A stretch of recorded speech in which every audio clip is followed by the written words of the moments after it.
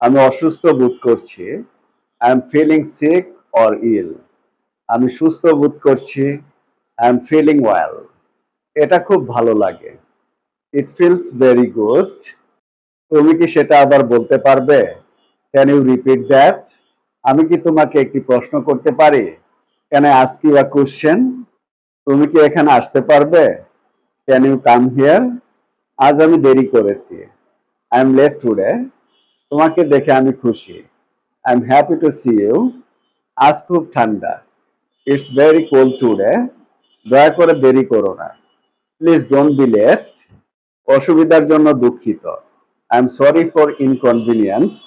আজ আমার অনেক কাজ করার আছে। I have a lot of work to do today. আমার বরং কিছু খাওয়া উচিত।